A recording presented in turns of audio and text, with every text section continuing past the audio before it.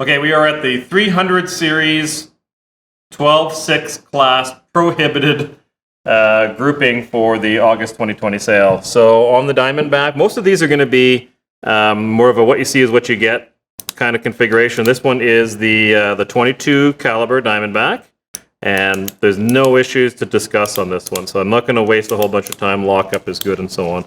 The next one is also in 22, another Diamondback. It's got more miles on it. It's definitely got some more use. When you go to pull the trigger, it's got an initial sort of a catch to it. We're not talking about, I'm splitting hairs here, but you can see it's got more holes to wear and so on. So it has been used. So mechanically still strong, lockup is still strong, indexing is still strong. Just that tiny little hook when you go to first pull the trigger. The screw on this is loose. So why is it loose? I don't know. I only just noticed it this very second. This is in 38 though, 38 special on the Diamondback, but it is virtually new. A little bit of handling marks, hardly any cylinder ring. Really nice trigger. Lockup is good, so nothing really to report on that one. I'm not going to waste a whole bunch of your time. And the fact that that's loose, I don't think I'm concerned about it. On the next one is also in 38 special. This one is in nickel, of course, and nothing to report on that one. Indexing is good. Trigger is good. Single and double action is good. So again, nothing to report on that. Now we got a little bit more to talk about on these, because I am going to cycle each one of these through because they are older. These are 32 caliber, which is why if those that are, especially the people that are out of country, why this would be a prohibited firearm, 12.6. It's because, not because of the length, this is because 32 caliber is prohibited, because that makes perfect sense, right? Governments. But this is nice. Index is nice. Lockup is nice. That's the point of the video, is to let you see through my eyes. Did not miss a beat there. Loading gate solid. Doesn't flop around. There's a very nice representation on that piece there, so I don't think I need to show you any more than that, because that's the important part of the video, is the mechanics of it. And same with the next one, which is also in 32, which again is why it's not the barrel length in this case. It's a 12.6 category pro because of the caliber. And indexing is nice on this one too. So two Colt Bisleys in surprisingly good mechanical condition. I venture to say that these are from Lindsay's collection, and he was definitely a picky buyer. He wanted to buy what he wanted to buy, but he certainly was not interested in buying junk. 300 Golf on the 686-3, slightly prohibited in the barrel length, 102 millimeter, a slight cylinder ring. So it has been used, but by no means has it had much use. They're very clean in there. Indexing, I've already gone through it all, so there's no sense wasting a whole bunch of time. And double action, single action are good. So nothing to report on that one. The same as the next one. It's the same firearm in a mechanical sense, only this one is a shorter barrel. Possibly a little bit more use, but not much. Technically got a slightly better trigger, but I think that's probably more to do with a little bit more use than anything else. This is fun, two-tone, having the black front sight, solid black front sight like that. And but a good solid indexing and lockup and so on, so nothing to report there. I'm not familiar with this next one. This is a Cody Manufacturing. Hinge brake at the top there, and got ejectors. Nice positive ejection.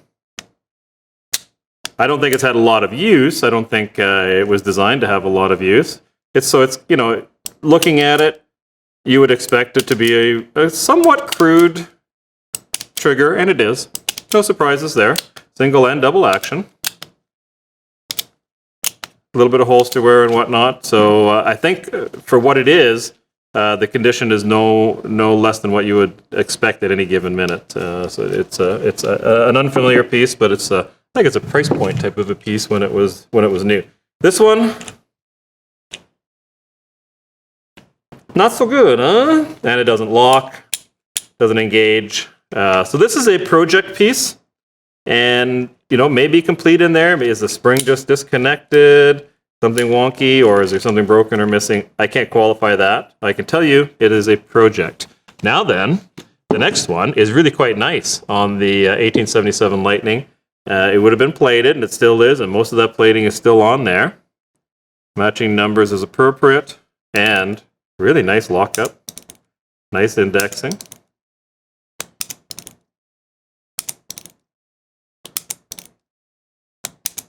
Never missed a beat on all those cylinders. Loading gate is solid and positive. I already did all that. Double action. I know it's sort of hard to visualize when you're not there, but it is as expected as far as mechanics go, so I like that one. The 586, a little bit of cylinder ring on that one, so we don't mind opening and closing and cycling, and a little bit of powder residue to prove that it's been used, and the normal spots where they don't quite get cleaned properly, or as well as they should. And not for all of us, but again, we're all guilty sometimes.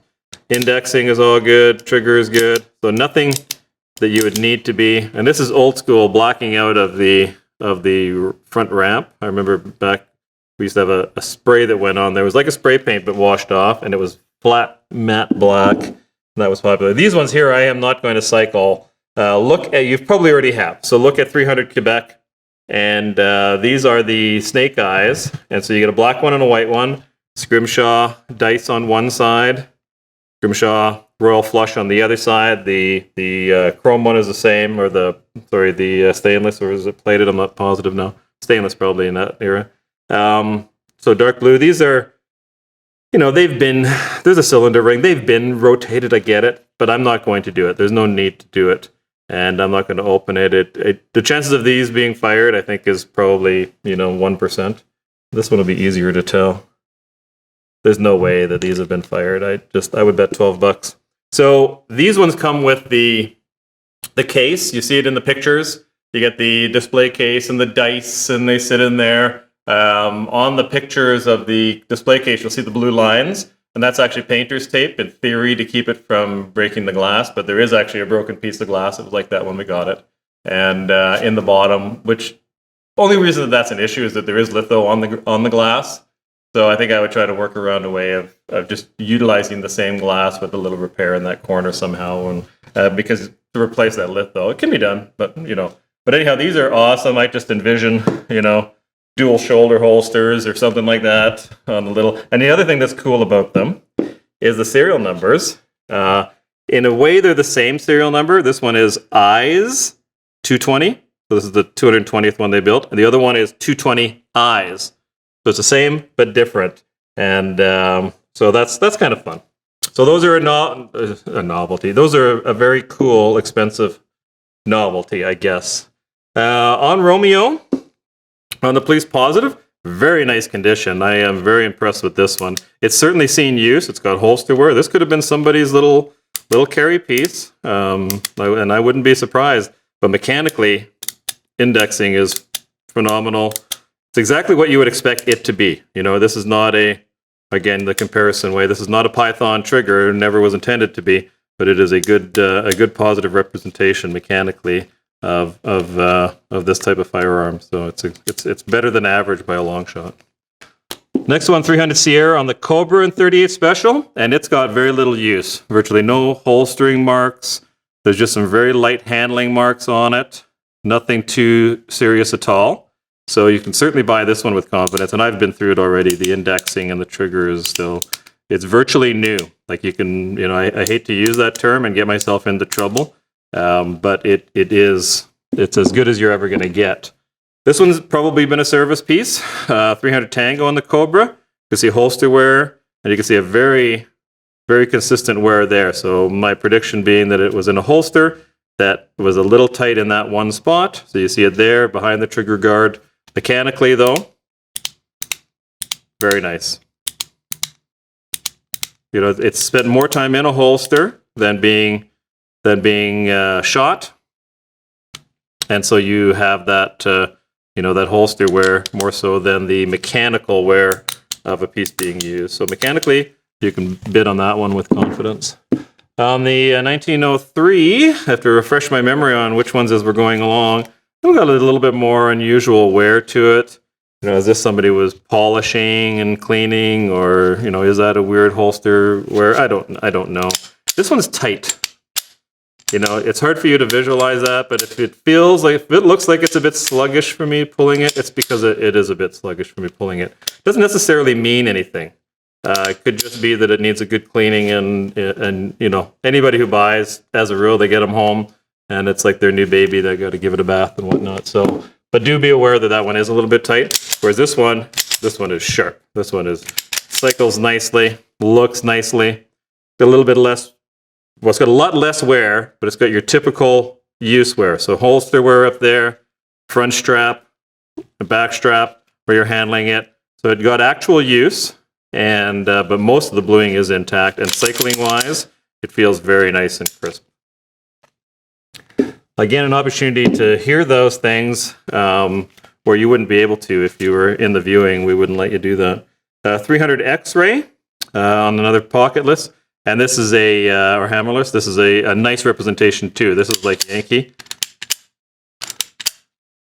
It's a tiny little bit more stiff in the cycling, and it just feels like it's just a bit dry, and that's all. So buy that one with confidence. Normal holster wear, normal finger wear, and hand wear, and that's all you get. Mechanically, it feels very, very nice. On the 357 model, which is always kind of fun that they only just called it that, big, huge, high ramps on front sights on these ones. They're kind of very prominent and adjustable rear. Cylinder ring on that one, so we're not going to worry about rotating. It's a good usable piece. Indexing is good. Already been through it, so I already know I'm not going to have any surprises. And I have 100% confidence in showing you what we're working with here, and that's the point I'm trying to make, is that we have a quality collection here. Yeah, it's used. It's got some residue on there, but by no means abused. A little bit of holster wear on the front there, but certainly it wasn't sitting for years and years in somebody's holster. On the Cobra 38 Special, what you see is what you get on this one. Holster. A little bit, or pocket, I guess. It does have the hammer guard so that you don't catch it if you got it in your trench coat pocket.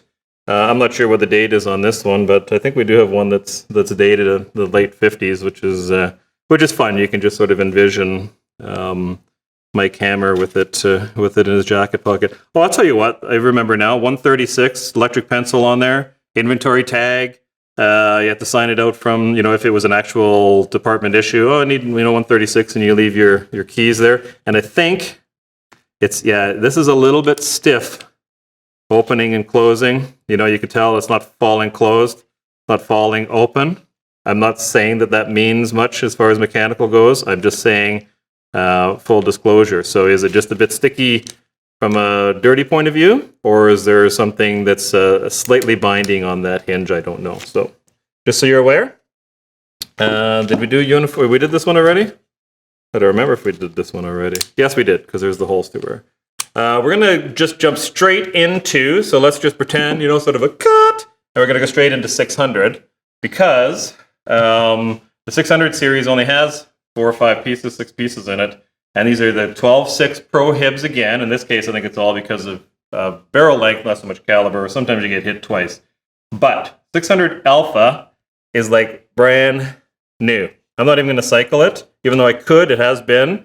There's no reason not to. But I'm telling you right now, this thing's like brand new mechanically. Even this box is like brand new. Nickel finish, 4-inch barrel. I mean, this box is like brand new condition. Never mind the gun that was inside it. I'm going to even open it. Not that I remember what it's like inside. I mean, look at that. It's even got the little bag that originally came. The gun would have been wrapped up in. So there's a piece you can bid with confidence. I'll tell you that. On the 3953 Smith & Wesson, this one mechanically is, again, a very low use piece.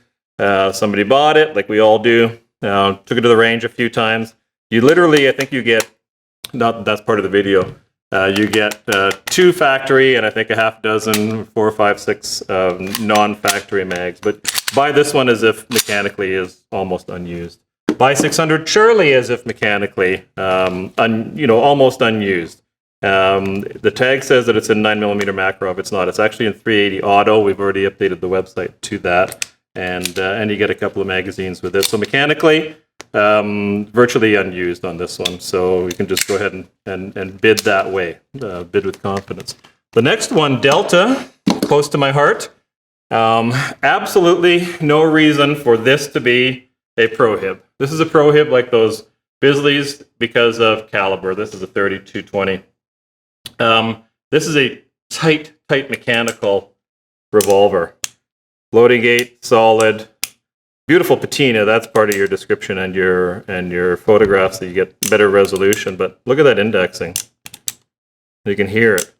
It's positive. No, hardly any wiggle on that cylinder. Every cylinder locks up tight. I mean, just like I said, buy this one with confidence. The finish is exactly what you would expect or what it's supposed to be to give it that beautiful patina. But mechanically, this is a really nice gun, and just heartbreaking that it is a Prohib, and that's only because of caliber. So write your ombudsman.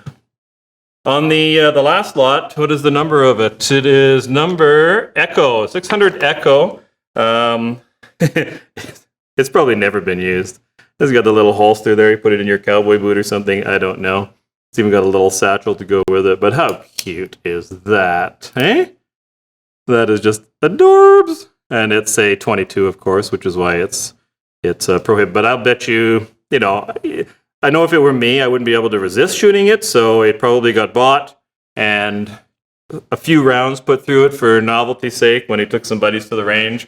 And that's pretty much it. So you can buy that one with confidence. Comes with a little leather, branded holster, and then there's a satchel that's branded to go along with it. So that is the 600 series. Only a few in that one, and we haven't even started videoing the long guns, but we plan on doing that as well. So we're gonna get this put away and get out some more.